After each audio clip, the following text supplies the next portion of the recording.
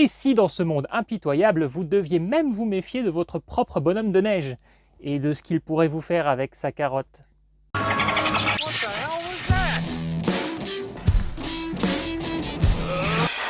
Oh, c'est quelle chaîne ça?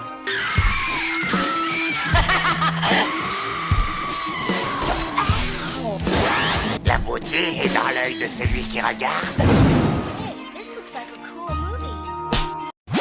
Jack Frost est un direct-to-vidéo, une comédie horrifique de Noël sortie en 1997, écrite et réalisée par Michael Cooney, dont c'est le premier film et pratiquement le seul de sa carrière puisqu'il ne réalisera que la suite de Jack Frost, toujours inédite chez nous, et 27 épisodes de la série Center Stage. Il brillera cependant un peu plus en tant que scénariste, notamment du très bon Identity ou encore Le Silence des Ombres avec Julianne Moore. Prévu à l'origine comme un thriller tout à fait sérieux, le projet Jack Frost, version sanglante d'une légende anglo-saxonne qui symbolise l'hiver, devait incomber à Renny Harlin, réalisateur entre autres de Cliffhanger, Peur bleue, 58 minutes pour vivre ou encore du 4e opus de la saga Freddy.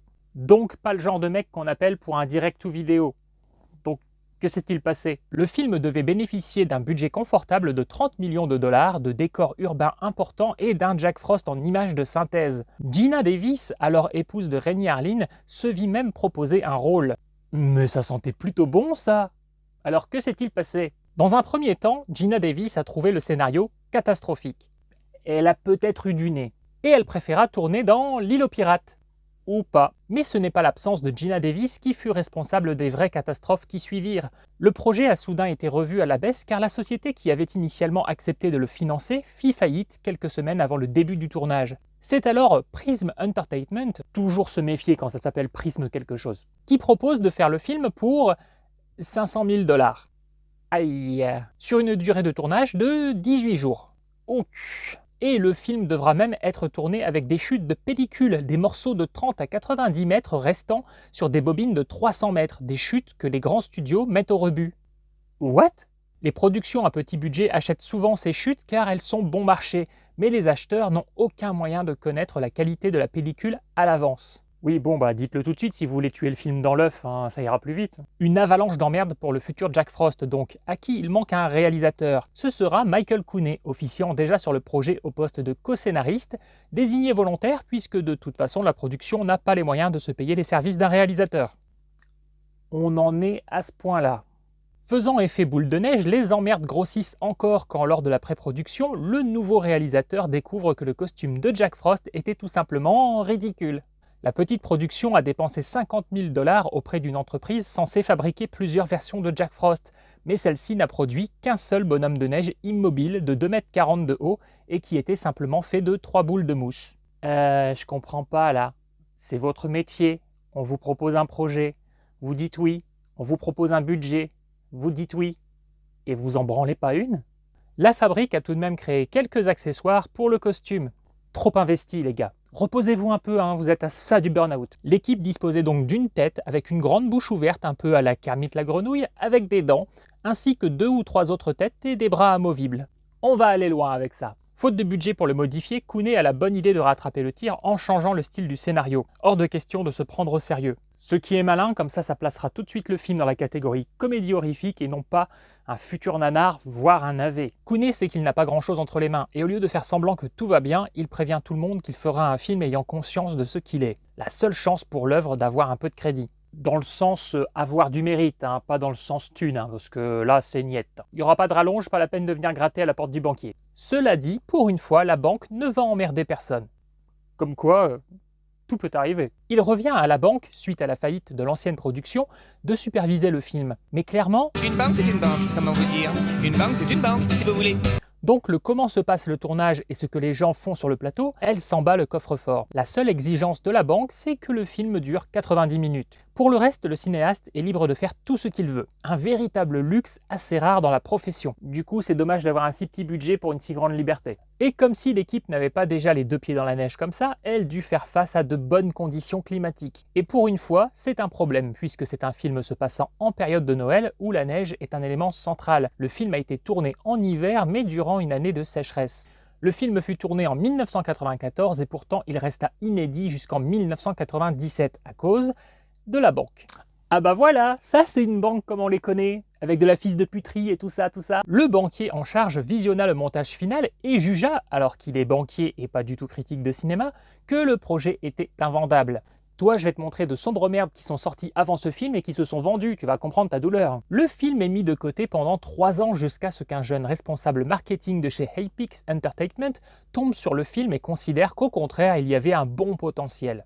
Et une promotion pour le petit gars. Il convaincra donc sa société Apex de l'acheter pour la modique somme de 50 000 $, soit un dixième du budget total du film, soit ce qu'a coûté le Jack Frost inamovible, soit le prix de 3 boules de mousse. Mais comme le responsable marketing sent aussi qu'il faut tricher un petit peu pour intéresser le futur loueur de cassettes vidéo, il pense à une jaquette lenticulaire montrant Jack passer du stade normal au stade démoniaque, histoire d'être seulement semi-mensonger. Oui, parce que cette image très alléchante, elle n'est pas dans le film. Par contre, si vous bougez le lenticulaire, vous aurez cette image, qui, elle, n'est pas mensongère, mais déjà beaucoup moins alléchante. C'est juste un bonhomme de neige, quoi. Et Apex a vu juste, puisque Jack Frost connaîtra un succès de niche, mais un succès quand même, et devint même une petite œuvre culte que les fans de série B délirantes aiment décortiquer. La preuve en est de nombreuses vidéos d'analyse sur YouTube. Donc oui, je ne suis pas le premier à parler de ce film, mais j'y tenais particulièrement, mais je vous expliquerai un peu plus tard pourquoi. Oui, je vous le dis pas tout de suite, c'est une manière de vous faire tenir jusqu'à la fin. C'est une technique imparable et rentable, c'est un conseil judicieux que je tiens de mon banquier. La question maintenant, c'est, dans de telles conditions et un tel parcours du combattant, qu'est-ce que Cooney, qui n'avait alors jamais rien réalisé, a pu faire en l'état? Sachant qu'il a aussi coécrit le film et qu'il s'est chargé lui-même des storyboards parce que, pas le choix. Eh bien, voyons ça ensemble.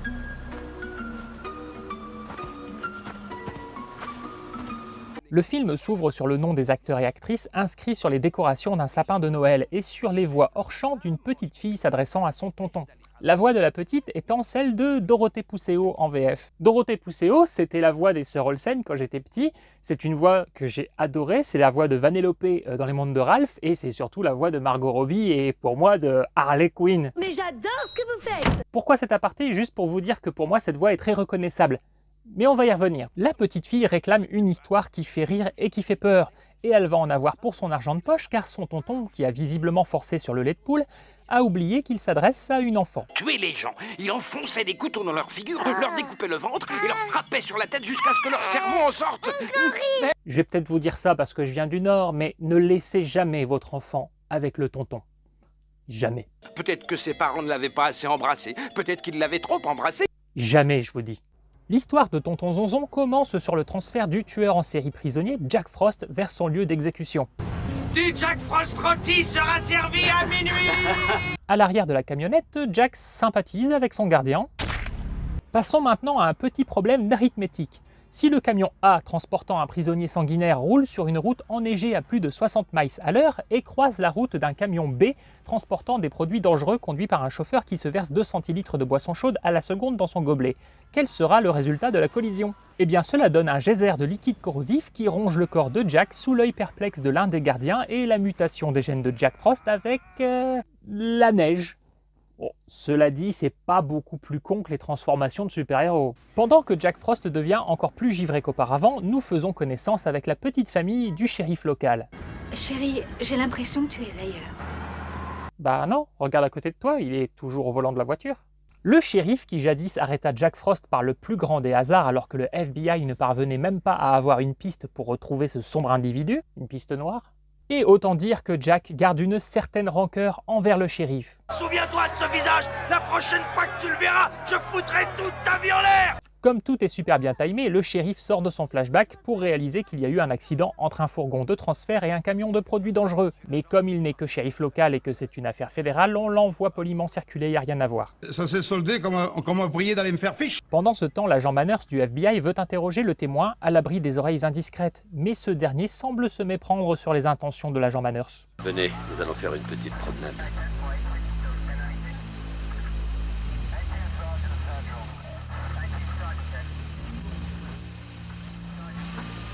Ah ouais, vive le vent d'hiver.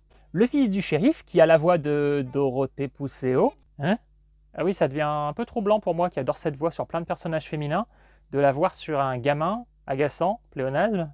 Du coup, est-ce que ça veut dire que la voix que j'ai prise pour celle d'une fillette dans l'intro pourrait être celle d'un garçon? Est-ce que ce serait même le même personnage? Est-ce que le tonton aurait essayé d'inclure le personnage de son neveu dans l'histoire? Ou est-ce que juste par manque d'investissement, la VF se serait contentée de réutiliser la voix de Dorothée Pousseau une seconde fois? Je vous laisse deviner. Le fils du shérif, Ryan, prépare une mixture infâme pour le déjeuner de son père. Ryan is in the kitchen. J'ai du boulot. Je t'avais fait une recette spéciale. Chouette, fête des gosses. Le shérif se rend au travail et croise ces cons de citoyens qui préparent le concours de bonhomme de neige. Tu sais, quand j'étais petite fille, je rêvais souvent que j'étais l'ange au sommet du sapin de Noël. En d'autres termes, tu rêvais déjà d'avoir une énorme cime qui te rentre entre les... Festoyant déjà pour l'arrivée de la Noël, chacun met la main à la neige, dont le jeune Tommy. Quelle est la différence entre un bonhomme et une bonne femme de neige? Non, Tommy. Non mais c'est quoi la différence? Ah, plus tard, Tommy. Ce sont les boules de neige. Oh, le niveau de vanne. On dirait moi. Attendez, vous connaissez la différence entre un bonhomme et une bonne femme de je la neige? connais, Ah Paul. oui, ah oui. D'accord. Tel père, tel con. Tommy se fait brancher par Jill, On jouera aux boules de neige. l'une des plus grandes injustices de la vie. Un homme vous fait cette vanne, mesdames, c'est un beauf. Une femme vous fait cette vanne, messieurs, c'est la bonne. Vous aurez peut-être reconnu Shannon Elizabeth dans le rôle de Jill, dont c'est ici le tout premier rôle bien avant ses implants mammaires et ses premiers succès tels que Scary Movie, la saga American Pie ou encore 13 fantômes. Le shérif atteint enfin le bureau de sa secrétaire qui me fait penser à une sorte d'Adrienne Barbeau très peu loquace, donc je l'appellerai Adrienne Barbante.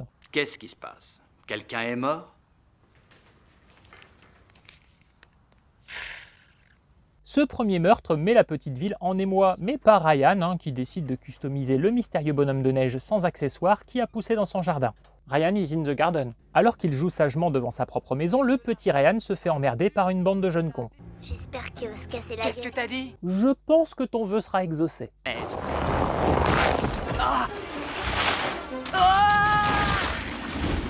Ryan a tout vu, mais évidemment personne ne le croit.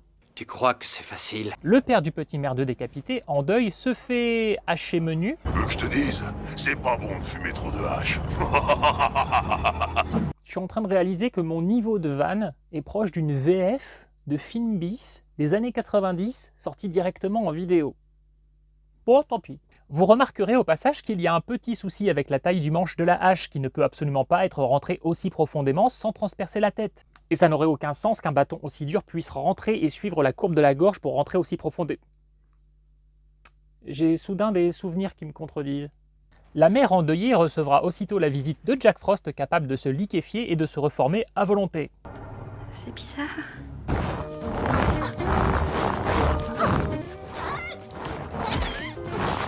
Jack décide alors de lui fourrer les boules dans la bouche. Non, je suis pas un beauf, c'est vraiment ce qu'il fait, je pouvais pas le dire autrement.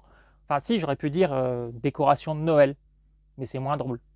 Ouais, en fait, je suis beauf. À défaut de finir au sommet d'un arbre de Noël comme elle le souhaitait au début du film, la mère se retrouve avec une étoile plantée au sommet de son crâne. Bah alors, faute de budget, on n'a pas pu aller au bout de son idée? C'est dommage, j'aurais bien vu la mère empalée façon cannibale holocauste par un sapin. Le shérif rencontre l'agent Manners. Et appelez le FBI à Denver aussi. Une espèce de connard qui s'appelle Manners. Qui êtes-vous? C'est moi le connard. Belle entrée en matière. Manners est accompagné de l'agent Stone, c'est son nom, pas son état. Manners fait comprendre au shérif qui est vraiment le patron, ce qui permet à Adrienne Barbante d'enfin dire quelque chose de pertinent. C'est un connard. L'adjoint du shérif croise la route de Jack, qui règle la circulation. Oh, c'est le genre de choses qui peuvent arriver. C'est un phénomène naturel. Jack prend le volant et roule sur l'adjoint. Ça me fait d'ailleurs penser que l'agent Stone est l'adjoint de Manners. L'adjoint Stone. La chérie du shérif a une fuite. Moi je dis qu'il faudrait mastiquer pour colmater. Ne vous glissez plus jamais derrière moi comme ça. Ouais, je voulais juste aider. Jill semble se remettre assez vite de la mort de son jeune frère puisqu'elle désire surtout rentrer par effraction chez le shérif dans le simple but de s'amuser. Tu voudrais pas me voir déprimée? Alors que le spectateur trouve cet élément scénaristique sans aucun sens, Tommy accepte les yeux fermés pour la meilleure des raisons. Elle est bonne. On n'allume pas. Oui, mais je vais avoir peur dans le noir. Messieurs, qu'est-ce qu'on pourrait faire pour cette jeune femme pour la réconforter dans l'obscurité? Réponse A, lui apporter une bougie. Réponse B, trouver le groupe électrogène.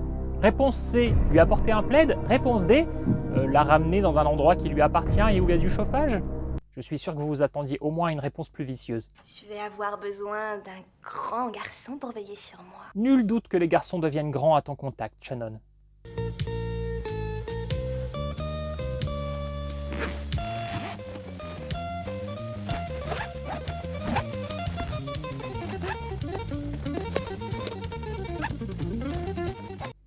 Elles en tiennent des couches. Hein.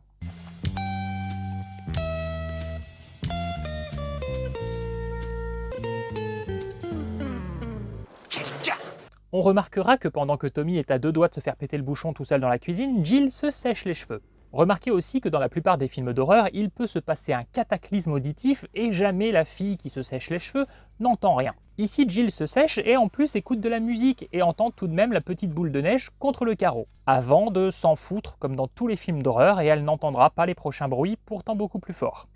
Qui est dehors? Eh ben, c'est pas cet enfoiré de nounours. Jill, qui vient de passer 3 plombes bien arrangeantes dans la salle de bain, cela dit, ça c'est pas une incohérence scénaristique, hein, c'est juste une incohérence féminine, peut enfin, après s'être séché les cheveux, aller prendre un bain. Alors toi, tu te sèches les cheveux avant d'aller prendre ton bain. Ouais, enfin... Bon après, comme dirait Claude François, c'est toujours mieux que pendant. Elle serait-il pas un peu coconne?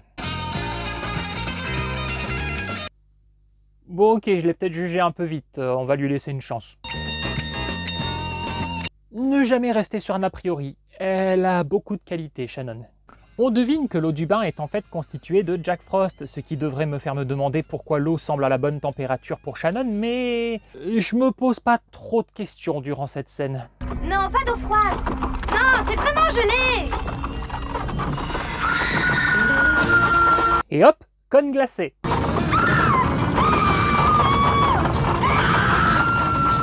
Ah tiens, où est la carotte?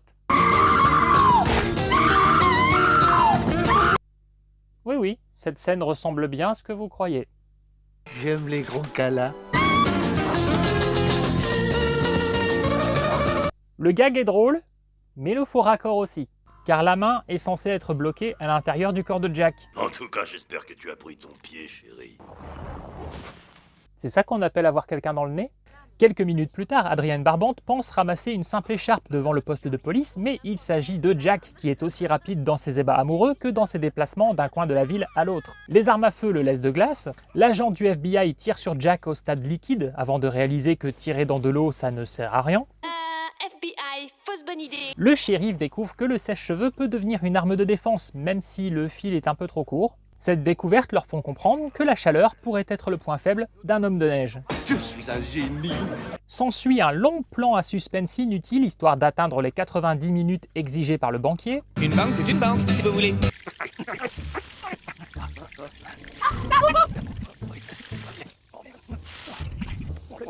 Oui, j'ai les clés. Ah bah quand même. Allez, les femmes et les lâches d'abord. Le shérif et compagnie font tout sauter.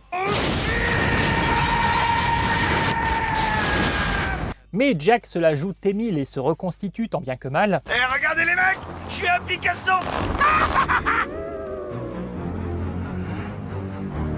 J'imagine si Robert Patrick nous avait fait ce coup-là. Je reviendrai dès que j'aurai retrouvé un peu de bon sens. Nous sommes dans le même bain. Va dire ça à Shannon Elizabeth. Le shérif sent que Stone ne joue pas franc jeu et exige des explications. Merci. Je vous en prie. Faites quelque chose. Que voulez-vous que je fasse? Lui apprendre à mieux tirer? Stone explique toute l'histoire, mais ça revient à ce que le public avait déjà plus ou moins compris. Mais cette explication a pour mérite de nous faire comprendre que Stone ne veut pas tuer Jack Frost, mais le conserver. Au frais, la fine équipe a un plan. Ce plan, utiliser des rallonges et repousser Jack à coups de sèche-cheveux jusqu'à une chaudière. Excusez-moi, j'ai beaucoup prononcé le mot sèche-cheveux durant cette vidéo et j'ai des souvenirs qui remontent là. On l'a refroidi. Bah en fait non, là t'as plutôt fait l'inverse en le balançant dans une chaudière. Enfin bref. Alors que tout le monde s'apaise, Jack, composé d'eau, a évidemment réussi à se reconstituer une nouvelle fois et sort les crocs. Il vaut mieux laisser choir. Stone essaie bien de négocier, mais Jack n'est pas ouvert à la discussion. Jack s'est infiltré dans le corps de Stone, ça devait quand même être plus agréable avec Shannon. T'as mangé trop de glace. Le shérif et son fils se réfugient dans la voiture, mais ça n'arrêtera pas Jack. Eh, je crois que ton moteur est noyé. Avant de fuir, le shérif pense à lui balancer le petit déjeuner que lui a préparé son fils dans le visage, ce qui arrange bien le scénario, parce que vous me direz pourquoi il fait ça alors qu'il sait que déjà lui tirer des balles, ça n'a aucun effet. Et ce petit déjeuner le fait fondre.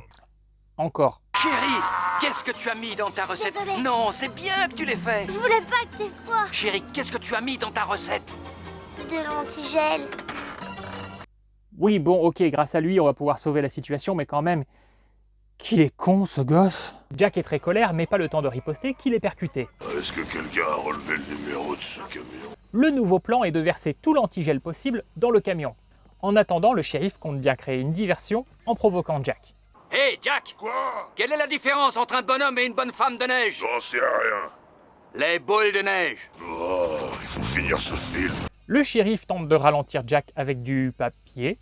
Il a les yeux de sa mère et l'intelligence de son père. Ouais, j'aime bien aller jusqu'au cœur des choses. Oh, je sens que ça vient. Mais qu'est-ce que...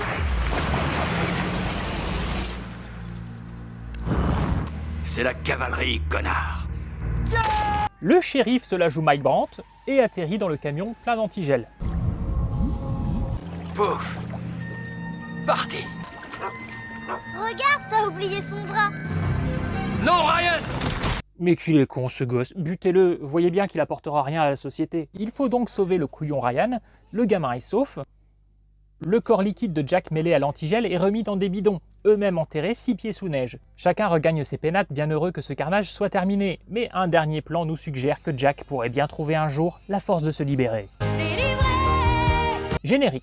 Un générique où Shannon Elizabeth, pourtant créditée au début en tant que Shannon Elizabeth, est ici créditée en tant que Shannon Elizabeth Fadal. Son nom de naissance, Elizabeth étant son second prénom qu'elle transformera en nom de famille pour le reste de sa carrière. Un générique avec plusieurs petites phrases humoristiques dont par exemple « Ne mangez pas de la neige jaune »,« Voulez-vous de la vitamine B12 »,« Puis-je avoir des frites avec ça ?» ou encore « Où est la carotte dans la scène du bain ?» Oui, on est nombreux à vouloir plus d'éléments de réponse sur cette scène, mais il n'y a pas de version longue.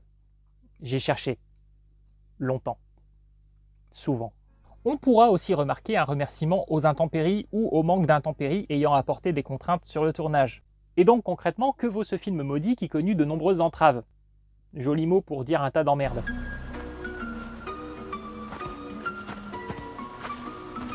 J'ai vu Jack Frost, j'avais une dizaine d'années et ce film est sûrement le déclencheur de ma passion pour découvrir des films dont le pitch est complètement what the fuck.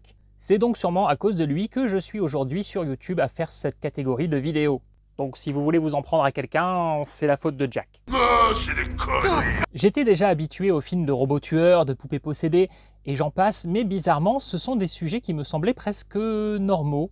Je crois que la sage-femme m'a laissé tomber sur la tête. Mais la première fois que j'ai vu qu'il existait un film de bonhomme de neige tueur, ça m'a semblé tellement improbable, voire ridicule, que ça m'a fasciné de voir comment ça avait été traité. Et je me souviens qu'ensuite, ça m'a donné envie, vu que j'écrivais déjà des scénarios, d'observer tous les objets banals autour de moi et d'imaginer comment en faire des objets vivants et tueurs. Je crois aussi que la sage-femme a dû me marcher sur la tête en essayant de me ramasser. Et donc pour moi, du haut de mes 10 ans, Jack Frost était un film complètement réussi, mélangeant humour et passage glauque. Et comme je l'ai régulièrement revu, ma vision du film n'a pas énormément changé. Bien sûr, je vois mieux les triches, les faiblesses, les faux raccords, mais il garde pour moi un certain parfum, une aura, une nostalgie, et ça reste l'un de mes films de Noël fétiches depuis l'enfance, avec Gremlins, Die Hard, L'Arme Fatale, Batman Returns, L'étrange Noël de Monsieur Jack. En fait, je crois que toutes les sages-femmes se sont mis en file indienne pour venir me shooter dans le crâne. Je passe donc toujours un bon moment devant Jack Frost qui fait partie des séries B avec des sujets complètement nawak que je conseille le plus. Si seulement tous les films avec des pitchs débiles pouvaient être écrits et traités au minimum de la même manière que Jack Frost. À l'échelle d'une série B, on peut dire que Cooney est un bon réalisateur.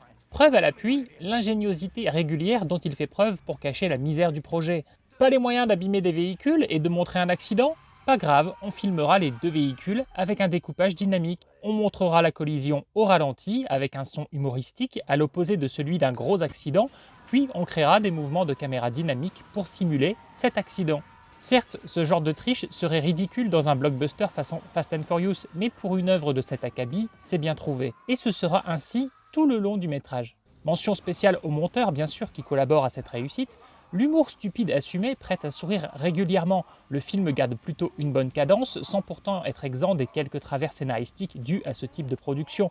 Mais le tout ressemble à une bande dessinée en live action, ce qui permet une totale suspension d'incrédulité et un plaisir pas si coupable que ça. Du haut de mes 10 ans, je me suis donc bien éclaté et dès lors j'ai eu une mission, voir tous les sujets les plus improbables pour passer d'aussi bons moments what the fuck. Et autant vous dire qu'au final, les sujets what the fuck réussis sont plutôt minoritaires. Et depuis qu'Asylum existe, les statistiques grimpent en flèche du côté des ratés. Et il faut aussi que je vous avoue une chose, à l'heure actuelle, je n'ai toujours jamais vu ou lu les versions soft de Jack Frost. Je sais qu'il existe un film avec Michael Keaton, que le personnage est dans les 5 légendes, etc. Mais ça ne m'a jamais botté, même si un jour je les verrai, parce que pour moi, ça va dénaturer mon vrai Jack Frost, celui de mon enfance. Je pense que mes parents ont dû demander s'il y avait un service après-vente à la maternité. Le seul véritable défaut que j'ai à reprocher à Jack Frost, un défaut auquel j'ai de moins en moins pensé de visionnage en visionnage, c'est cette super affiche mais superbement mensongère. J'avoue qu'au tout premier visionnage, j'ai été assez déçu du design réel du personnage et j'attendais le final où il se transformerait comme sur l'affiche, chose qui n'arriverait jamais. Hormis ce type de procédé mensonger que je déteste, je pardonne très facilement les petites faiblesses dues à ce type de production chaotique et fauchée. Et au contraire, j'aime les encenser. Peut-être plus que de raison, mais j'aime bien. Pour ce qui est du manque de mobilité de Jack, je trouve que Michael Cooney s'en sort vraiment pas mal. La voix off du personnage plus le découpage plutôt efficace donne l'illusion que le personnage est un minimum en mouvement. Bien sûr, si vous avez décidé de vous laisser porter par le film, sinon il est très facile de repérer les subterfuges. Mais laissez-lui sa chance si vous ne l'avez pas vu. C'est une petite pépite dans son genre. Film que j'aimais déjà beaucoup sans avoir aucune information sur lui à l'époque et que j'apprécie d'autant plus en sachant quel parcours du combattant fut sa genèse.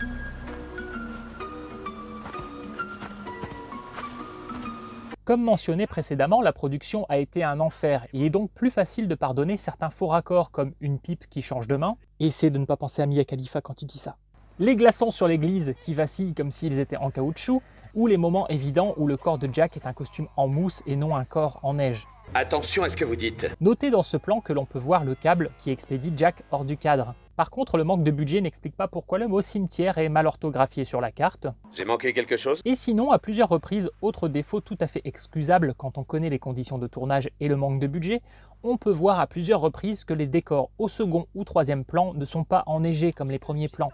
On peut aussi apercevoir que l'herbe et les feuilles des arbres sont bien vertes. Vous devriez regarder le bon côté des choses. C'est Michael Cooney qui prête sa voix à Tonton Zonzon lors de la narration du début, et c'est l'actrice Marsha Clark, alias Adrienne Barbante, qui a doublé la petite fille. Ah bah voilà, donc c'était bien censé être une petite fille, ça n'a rien à voir avec le personnage de Ryan, foutu VF. Cela dit, en VO, les gens se sont peut-être demandé si Adrienne Barbante était la gamine de l'intro devenue grande. Foutu VO. Selon l'acteur Scott McDonald, la température lors du tournage aurait même atteint 21 degrés. De la mousse et du coton ont dû être utilisés comme substitut pour la neige. Le coton se salissait de plus en plus au fil du tournage et l'équipe n'avait pas les moyens de le remplacer régulièrement. Ça va être un vrai désastre. Lors de son audition pour le rôle de Jack Frost, un acteur a carrément sorti un couteau. Et nous n'avons pas peur. La scène de la baignoire a été filmée vers la fin du tournage et fut la plus complexe. Tournée en une seule journée en studio, la baignoire avait été construite sur un décor surélevé. Pour la prise où Jack sort de la baignoire, le coordinateur des cascades, dans le costume du bonhomme de neige, et Shannon Elizabeth étaient attachés ensemble à une nacelle élévatrice qui les hissait à plus de 4 mètres de hauteur au-dessus de la fausse baignoire. La nacelle a mis un temps fou à fonctionner, mais ils ont finalement réussi à la mettre en marche et à obtenir la prise. Pendant le tournage de la scène, où Jack lui cogne la tête contre le mur, le nez en carotte du bonhomme de neige a touché l'œil de Shannon. Les secours ont dû être appelés et on lui a mis de l'eau salée dans l'œil, ce qui pourrait expliquer pourquoi la scène s'est ensuite tournée sans la carotte, car au préalable, Michael Cooney n'avait pas du tout pensé simuler une agression sexuelle végétarienne. Il s'agissait simplement de Jack claquant le corps de Jill contre le mur de la salle de bain jusqu'à ce qu'elle se fracasse le crâne. Mais au montage des rushs, le monteur mentionna au réalisateur à quoi semblait vraiment ressembler la scène, ce qui donna l'idée à Michael Cooney de tourner quelques plans supplémentaires avec des blagues grivoises. Oh, il faut que je me souvienne d'envoyer des fleurs à cette petite. Je suis petite Léonard. Ironie du sort, l'acteur Christopher Allport a été tué en 2008 dans une avalanche. Permets-moi de rester de glace. L'idée de cette histoire est venue au scénariste et réalisateur Michael Cooney en 1989. Cooney, alors accompagné de son co-scénariste Jeremy Page et de quelques amis, séjournait dans un chalet à Big Bear, où le film sera d'ailleurs tourné. Durant leur séjour, ils ont construit un bonhomme de neige dans le jardin qui avait un aspect plutôt inquiétant, surtout la nuit. Le lendemain matin, une amie a confié à Cooney qu'elle n'arrivait pas à dormir car le bonhomme de neige effrayant se trouvait juste devant sa fenêtre. Peu après, ils ont commencé à envisager de faire un film sur un bonhomme de neige tueur. L'un des producteurs initiaux prévus pour la version Jack Frost à 30 millions de dollars de budget, supervisé par Renny Harlin, a ensuite travaillé sur le Jack Frost de 1998 avec Michael Keaton. On ne fera plus de cauchemars à propos de Jack Frost. C'est suite à la diminution du budget que l'équipe a dû improviser un nouveau générique de début et décida de filmer des décorations de Noël avec le cast and crew inscrit dessus. Ce n'est pas le moment de parler de tout ça. Pour ce plan, lors de la scène du commissariat qui explose emportant Jack avec lui, il ne restait plus à l'équipe qu'un seul et unique bonhomme en mousse, de neige. Et dans un état crasseux, et il ne devait donc pas se louper car il n'y aurait pas de seconde prise. Comme pour d'autres plans du film, d'ailleurs, comme la chute dans le camion rempli d'antigel. La seule chose à faire, c'est de se tourner vers les cieux et se dire « Oh merde !» Les deux sources d'inspiration initiales de Michael Cooney pour le film, avant la diminution de budget, étaient Abyss, avec sa créature aquatique animée par ILM, et Shocker, avec son concept d'un tueur en série exécuté capable de se venger d'outre-tombe en se métamorphosant. Le résultat sera bien entendu bien loin de ses envies, mais il serait intéressant d'avoir un remake moderne et sérieux avec les ambitions premières. C'est trop tard. Il y avait bien un cascadeur dans le costume de Jack, mais ses mouvements restaient très limités. Made in America. Quand Ryan prépare ce qu'il ose appeler un petit déjeuner, on aperçoit un gâteau bonhomme de neige avec un bras en moins. Clin d'œil anticipé à l'attaque que subira Ryan à la fin du film. J'y suis pour rien. J'ai rien fait. C'est pas moi. Le plan final présage une suite qui verra bien le jour en 2000 et toujours en direct vidéo. Une suite intitulée Jack Frost 2 Revenge of the Mutant Killer Snowman. Ça vend du rêve, non? Ça va secouer. Ceux qui ont vu le Y a-t-il un flic pour sauver le monde sorti cette année auront eu la surprise de voir un Jack Frost psychopathe et amateur de plans à 3 faire une séquence aux côtés de Liam Neeson et Pamela Anderson, sûrement la scène la plus drôle et la plus nawak du film. Il s'agit plus exactement d'une référence au personnage emblématique de Noël, Frosty, mais qui est lui-même l'inspiration pour Jack Frost. Tout se rejoint. Une bonne année, grand-mère. Voilà, je pense que la glace est brisée et que vous avez suffisamment fait les frais de mes anecdotes autour de ce film. C'est le moment où je vous rappelle que pour aider la chaîne, il est vital de lâcher votre pouce, de mettre un petit commentaire et si vous ne savez pas quoi dire, mettez des emojis de carottes. Et n'hésitez pas pour les plus généreux à venir faire un don de votre choix sur le lien Tipeee dans la description. Alors envoyez des sous, merci beaucoup. Car votre soutien à une chaîne YouTube est ce que les guirlandes de Noël sont à un pendu le soir du réveillon, ce que les bûches sont à un feu de cheminée pour cramer les fesses du Père Noël, et ce que les séries B ont été à mon épanouissement psychologique. Cet homme est un danger public. Réponse E, la déglinguer et la fourrer comme une dame de Noël. Oh,